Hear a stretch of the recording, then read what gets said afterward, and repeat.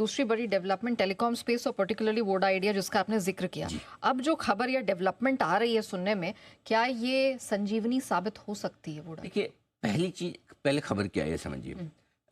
AGR के बकाया हैं टेलीकॉम कंपनियों के, और स्पेशली उसमें सबसे ज़्यादा मुश्किल वोडा आइडिया के लिए। एक चीज़ तो समझ लीजिए कि अगर एजीआर का कोई भी ऐसा डिसीजन होता है जिसमें इन कंपनियों को राहत दी जाए तो सबको मिलेगी। ऐसा नहीं कि वोडाफोन आइडिया के लिए अलग से आ रहा है, लेकिन चूंकि ये मरा पड़ा है तो इसके लिए सबसे ज़्यादा इंपॉर्टेंट हो जाता है, और सबसे बड़ी रिलीफ भी इन्हें मिलेगी। क्या रिलीफ आ सकती है? जो भी एजीआर का बकाया है, उस बकाये पर जो इन्होंने ब्याज लगाया है, वो ब्याज की आधी या पूरी छूट मिल सकती है। नंबर 1। पेनल्टी जो लगाई है, पेनल्टी की पूरी छूट मिल सकती है। पेनल्टी नहीं भरने की वजह से जो पेनल्टी पर इंटरेस्ट लगाया है उसकी पूरी छूट मिल सकती है। तो पेनल्टी छोड़ देंगे, पेनल्टी पे इंटरेस्ट भी छोड़ देंगे, लेकिन ओरिजिनल ब्याज है वो पूरा छोड़ेंगे, आधा छोड़ेंगे, कम छोड़ेंगे, ज़्यादा छोड़ेंगे, वो अलग बात है। एजीआर तो देना पड़ेगा, उसको दिए बगैर काम नहीं चलेगा। लेकिन 70-75 हज़ार की लाइबिलिटी अगर आपकी 30-35 हज़ार 40 हज़ार करोड़ के बीच में आ जाती है, और उसके बाद उसको उसमें ये कह दिया जाए कि अब आगे आपको ब्याज नहीं मिलेगा, लगेगा 5, 10, 15, 20 साल जो भी इन्हें टाइम मिले, उसमें धीरे धीरे आप इसे पे करते रहिए, कंपनियां खुश हो जाएगी, स्पेशली वोडाफोन है। तब ये आपके पास एक कंफर्मेशन लेटर आ जाएगा कि अब ये कंपनी मरेगी नहीं। और क्यों नहीं मरेगी, और क्यों नहीं, सरकार क्यों करना चाहती है सुप्रीम कोर्ट के वापस सिक्योरिटी पिटीशन लौटाने के बावजूद? सिंपल सी चीज़ है, 32-33% हिस्सेदारी बिरला जी की है, 32-33% भारत सरकार की, 32-33% वोडाफोन की है। अब भारत सरकार अगर एजीआर लेने के लिए, चलो ले लूंगा मैं तो नहीं छोड़ूंगा, तो क्या होगा? एक पॉकेट से लेके आप दूसरी पॉकेट में डाल रहे हो।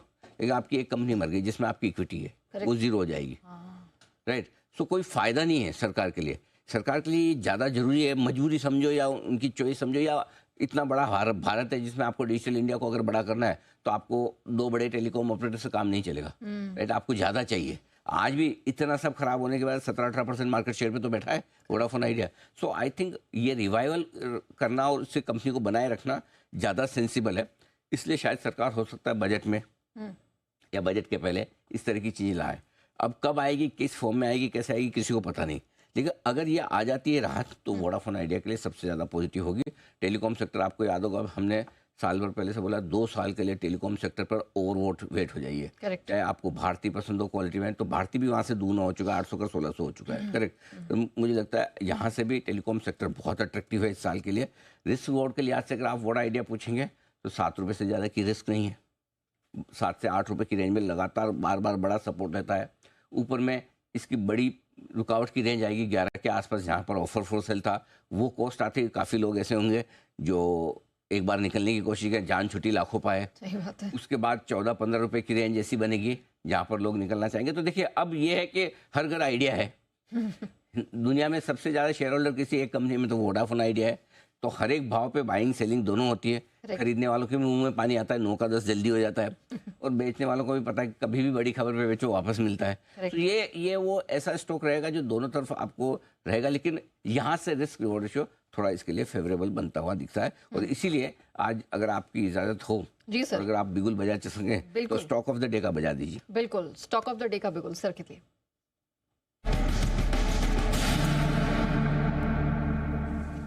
आपने अंदाज तो लगा ही लिया होगा कि वोडाफोन आइडिया मेरा स्टॉक ऑफ द डे होगा, लेकिन अंदाज आपने आधा ही लगाया है। अच्छा, हाँ, 50% लगाया, 50% और बाकी है। पहले वोडाफोन आइडिया लिख लीजिए। 9 रुपए के स्टॉप लॉस से खरीदा जा सकता है। 9.50, 9.70 और 9.95 के टारगेट के लिए यहाँ खरीदारी करने का मौका है ट्रेडिंग के लिहाज से।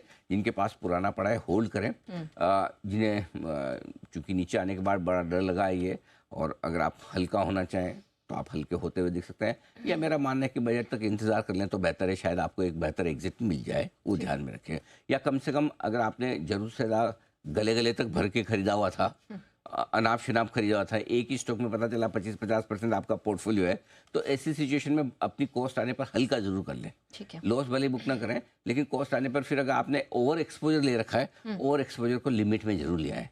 ठीक है ना, ये हो गया आपका वोडाफोन है। लेकिन इसके साथ साथ ही इंडस टावर, ये दूसरा स्टॉक है जो आप पर खरीदारी करने के लिए आए। 358 के स्टॉप लॉस के साथ फ्यूचर्स खरीदें।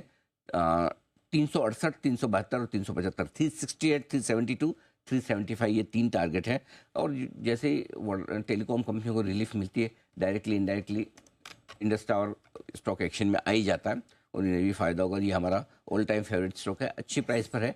इवेंचुअली इसको 500 रुपये होना है, धीरे धीरे करके जब भी होगा, वक्त लगाएगा, साल 1.5-2 साल, लेकिन होना ही है। तो ये एक और स्टॉक है जहां पर आपके लिए खरीदारी करने का बन सकता है मौका। ऑलराइट, चलिए, तो ये 2 स्टॉक ऑफ द डे आपके लिए आई। आगे भी हम चर्चा जारी रखेंगे, लेकिन सर